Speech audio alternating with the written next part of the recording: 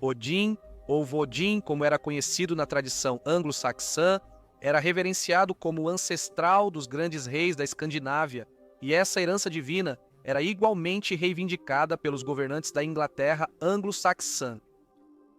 Os anglos, saxões e jutos, migrando de suas terras natais do norte da Europa para a Grã-Bretanha, deixaram para trás mais do que apenas geografia e linguagem comuns. Eles carregavam um sistema de crenças centrado em Odin, conhecido como Woden na Inglaterra. Quando os romanos se retiraram da Grã-Bretanha no início do V século, deixando para trás remanescentes de seu império, estradas, cidades e a influência do cristianismo, a migração anglo-saxônica começou. Ao se estabelecerem nos antigos territórios romanos, os novos colonos integraram e transformaram a terra. A influência cristã deixada pelos romanos foi rapidamente dizimada pela invasão anglo-saxônica da Grã-Bretanha, enquanto os invasores eram pagãos, com seus reis reivindicando descendência de Woden. O cristianismo se enraizaria na Inglaterra e, eventualmente, todos os reis anglo-saxões da Inglaterra se converteram. Contudo, os deuses nórdicos antigos não sumiram de imediato. Com o tempo, surgiram versões cristianizadas das tradições pagãs, permitindo que os colonos mantivessem seus antigos costumes de formas mais sutis. No século IX, quando uma segunda onda de nórdicos chegou, a maioria dos anglo-saxões havia abraçado completamente o cristianismo, com suas crenças pré-cristãs esquecidas, ocultas ou relegadas às margens da sociedade. Em cantos mais isolados da terra, sobreviveram bolsões daqueles que se apegaram aos velhos costumes, embora suas práticas fossem amplamente suprimidas pelo crescente poder da Igreja. Embora não tenham sobrevivido relatos abrangentes das façanhas míticas de Woden na Inglaterra medieval, sua presença permanece vívida nos registros históricos que existem. O venerável Beda, escrevendo no século VIII, é o primeiro autor anglo-saxão conhecido a traçar a linhagem dos governantes anglo-saxões até Woden. Ele escreveu: desde o início, seus líderes eram considerados dois irmãos, Hengist e Horsa. Eles eram filhos de Witgils, cujo pai era Witer, cujo pai era Vester, cujo pai era Woden. Este trecho coloca firmemente Woden na base de uma linhagem real anglo-saxã, ligando a ascendência divina dos deuses aos reis mortais que governavam o povo inglês. A crônica anglo-saxã, no ano 449, menciona da invasão liderada por Hengist e Horsa, e seu ancestral era Woden. Também afirma que Woden originou todas as famílias reais. Dado que a crônica anglo-saxã foi escrita por monges e foi encomendada pelo rei Alfredo, o Grande, que era conhecido por sua piedade e sabedoria, é estranho que Woden tenha sido deixado como o ancestral dos reis anglo-saxões. Alfredo não queria abandonar sua linhagem mítica apesar da nova religião dos saxões, ou Woden ser seu ancestral era simplesmente um fato histórico na época que não podia ser ignorado? Outro manuscrito significativo é chamado de Primus Saxonum Advent, escrito após a conquista normanda. Reflete sobre a chegada dos saxões na Grã-Bretanha, recontando as histórias reais dos reinos como Kent, Mercia, Dara, Bernicia e Wessex. Este trabalho ilustra Woden como o rei ancestral dos anglo-saxões. Apesar da conversão ao cristianismo, o papel de Woden como ancestral das linhagens reais permaneceu uma poderosa ferramenta para uma certa autoridade dinástica. Mesmo séculos depois de Woden ter deixado de ser adorado como um deus, seu nome perdurou como um potente símbolo de linhagem real e poder. Dado que a crônica anglo-saxônica menciona Woden como o ancestral de todos os reis anglo-saxões, vamos nos aprofundar nos primeiros. Hengist e Horsa foram dois lendários irmãos germânicos que se diz terem liderado os ângulos, saxões e jutos em sua invasão à Grã-Bretanha durante o século V. Contudo, acadêmicos atuais costumam considerar essas figuras como míticas.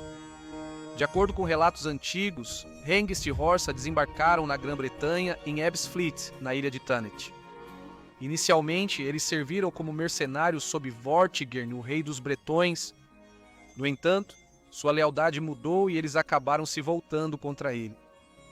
Fontes britânicas relatam sua traição em A Traição das Longas Facas, um episódio dramático no qual soldados anglo-saxões massacraram um grupo de chefes celtas britânicos durante uma conferência de paz.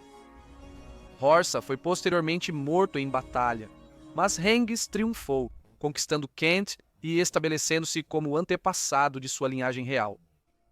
Ida, o primeiro rei conhecido do reino anglicano de Berniceia, governou por volta do ano 547 até sua morte no ano 559. Embora pouco se saiba sobre sua vida ou reinado, ele é reverenciado como fundador de uma dinastia da qual reis posteriores dos Ângulos e da Grã-Bretanha Central traçaram sua linhagem. A crônica anglo-saxônica registra que ele governou por 12 anos e estabeleceu a capital berniciana no castelo de Bamburgh, consolidando seu legado. Ela foi o primeiro rei reconhecido do reino de Dera, e ele reinou aproximadamente entre os anos 560 até sua morte no ano de 588.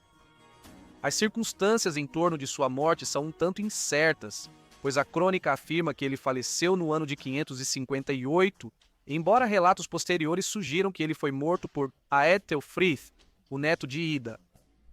A versão de Bede contradiz isso, afirmando que ela ainda estava reinando no ano de 597, quando Agostinho de Cantuária chegou à Grã-Bretanha.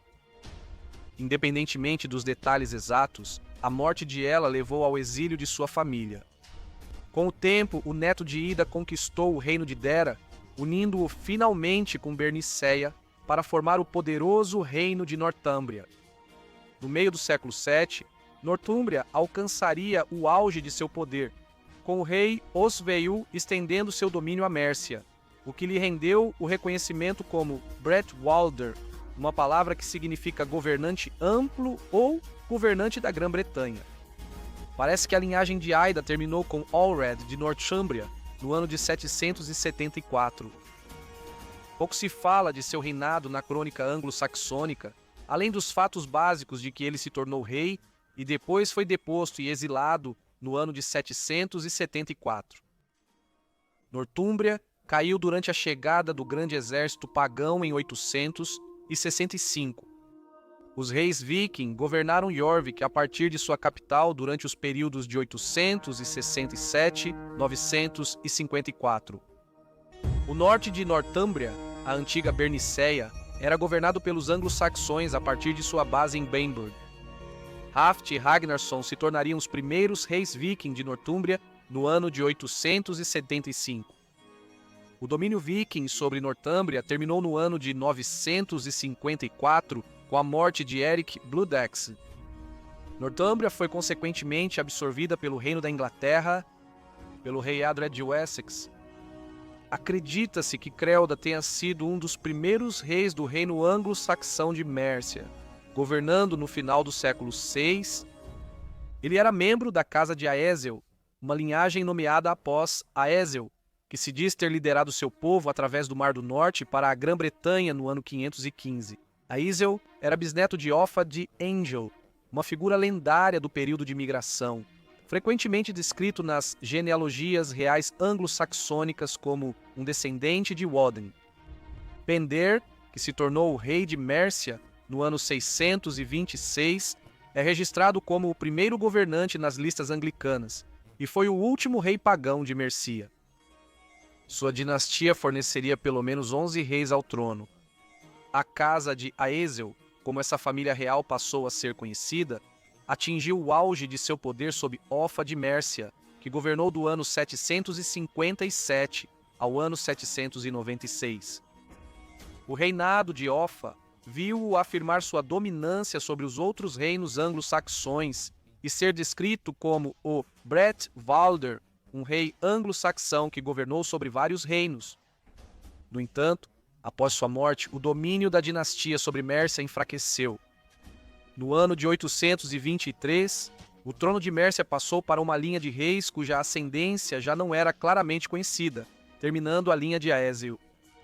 Mércia também caiu para o grande exército pagão e foi posteriormente absorvida pelo Reino da Inglaterra por Edward, o ancião da Casa de Wessex. Wulfa de East Anglia está listado nas genealogias anglo-saxônicas como um rei inicial dos anglos orientais. O reino que ele governou era um forte e duradouro reino anglo-saxão, estabelecido por migrantes da Jutlândia que se fixaram no sudeste de Suffolk. De acordo com o cronista do século XIII, Roger de Wendover, Wulfa reinou nos anos de 571 a 578, embora a origem precisa dessa informação permaneça incerta. Bede, em sua história, identifica Wulfa como o avô de Redwald, o famoso rei que é frequentemente associado ao icônico capacete de Sutton Hoo. A família real de East Anglia era conhecida como os Wulfingers, nomeados após o próprio Wulfa. Infelizmente, pouco se sabe sobre os primeiros membros da dinastia Wulfinger antes de Redwald, que governou aproximadamente entre os anos 599 até cerca de 624. As invasões vikings do século IX e a dissolução dos mosteiros no século XVI contribuíram para a perda de registros sobre o reinado dos Wulfinger. O último rei conhecido dos Wulfingers foi Ælfwald, que morreu no ano 749. Após sua morte, o reinado de East Anglia passou para governantes cuja linhagem permanece desconhecida. O reino de East Anglia foi povoado por pessoas do norte da Europa durante os séculos V e VI. A genealogia dos reis de East Anglia é registrada em fontes como a Crônica Anglo-Saxônica e a História Eclesiástica de Bede, ambas escritas muito tempo após a formação do reino, bem como em documentos medievais como o Textus Rofensis do século XII. O último texto produzido por historiadores medievais pode ter sido baseado em fontes agora perdidas. Vários dos reis Wulfinger estão incluídos em uma linhagem de Ælfwald, encontrada na coleção anglicana que data do século IX. Nesta linhagem disse que Ælfwald descende do deus Wodan, solidificando ainda mais a ascendência divina reivindicada pelos reis da East Anglia. East Anglia também acabaria caindo para os Vikings durante a Era Viking. Alfredo, o Grande, sempre o governante pragmático, permitiu que seu rival Guthrum permanecesse rei, desde que fosse batizado na fé cristã. O último rei viking de East Anglia foi Iorek, que encontrou seu fim em batalha contra Edward, o Ancião, o rei de Wessex. East Anglia foi subsequentemente absorvida pelo Reino da Inglaterra, pela Casa de Wessex. Cerdic é descrito na crônica anglo-saxônica como um líder do assentamento anglo-saxão da Grã-Bretanha e como o fundador e primeiro rei de Wessex, reinando de cerca de 519 a 534 d.C. A crônica afirma que todos os reis subsequentes de Wessex descendiam de alguma maneira de Cerdic. Suas origens, etnia e até mesmo sua própria existência têm sido objeto de muito debate. Apesar da incerteza em torno de sua origem, a descendência de Cerdic tornou-se um requisito fundamental para os reis posteriores de Wessex, consolidando a reivindicação de poder da casa.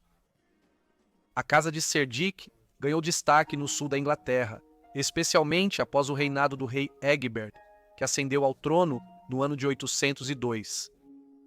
Seu descendente, Alfredo, o Grande, famosamente preservou a Inglaterra da conquista viking no final do século IX, e seu neto, Æthelstan, tornou-se o primeiro rei de uma Inglaterra unificada no ano de 927.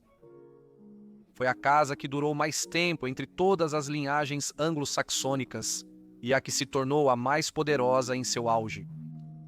No entanto, a dinastia de Wessex enfrentou um período turbulento com o desastroso reinado de Ethelred, o Despreparado, culminando na conquista dinamarquesa de 1014. Apesar dos esforços de Ethelred e seu filho Edmund Ironside para resistir aos vikings no ano de 1016, o rei dinamarquês Canuto, o Grande e seus filhos governaram até o ano de 1042. A Casa de Wessex recuperou brevemente o poder sob o filho de Ethelred, Eduardo, o Confessor, mas após seu reinado, o reino caiu para a conquista normanda de 1066. Todos os reis subsequentes da Inglaterra a partir de William II rastreiam sua descendência da Casa de Wessex através da esposa de William, o Conquistador, Matilda de Flandres, que descendia de Alfredo, o Grande, através de sua filha, Eltrid. Além disso, reis a partir de Henrique II também são descendentes da casa de Wessex, através da esposa de Henrique I, Matilda da Escócia, que era bisneta de Edmund I Honside. Reis frequentemente eram vistos como seres sagrados ou divinos.